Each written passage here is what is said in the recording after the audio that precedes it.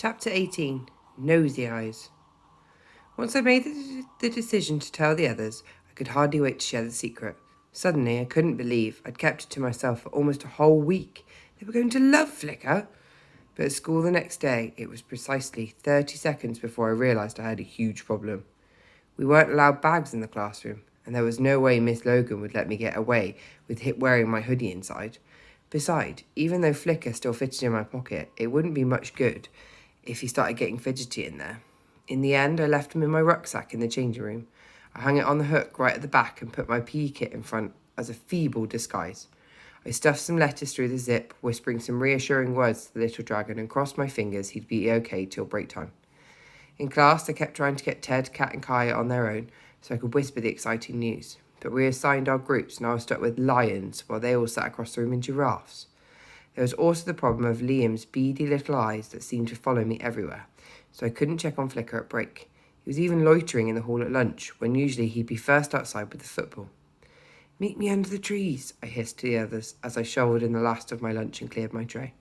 "I haven't even started my third sandwich," Ted said. "What's the rush?" asked Kat.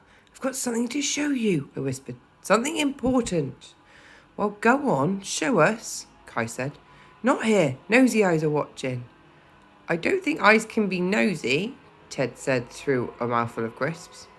I ignored him and used some impressive eyebrow acrobatics just to try and signal to where Liam was sitting, but by the look on Kat's face, I don't think it was working. "You're being weird again," Kai told me. "That's what I'm trying to tell you about," I said.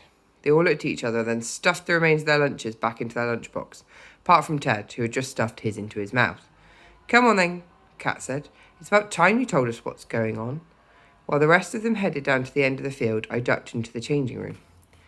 A quick peek inside the rucksack showed me that Flicker was curled up fast asleep, his little head resting on his tail. I scooped my bag up and raced down to the trees. "Well then," Kai asked, "spill the beans. What's the great secret that's had you acting all weird lately?" As I got my breath back, I noticed Ted staring at my rucksack. It was bulging, and part of it seemed to be moving about on its own accord. Thomas, what's in there?" he said, backing away slightly. And so I told them. Of course they didn't believe me. I mean, would you?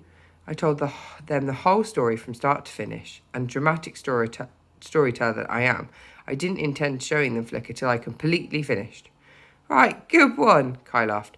"Your story's getting better and better," said Kat. "You should write this one down. Miss Logan would love it. But seriously, Thomas, what's really going on?" Here was my big moment.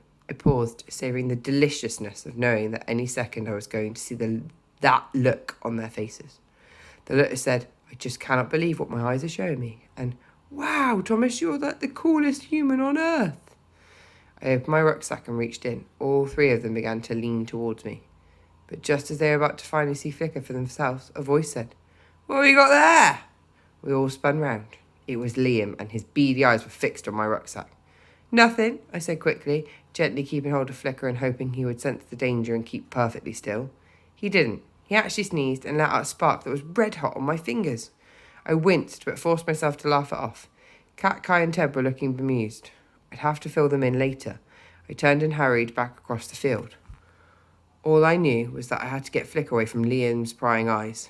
But the little dragon obviously had enough of being cooped up and was now struggling to get free.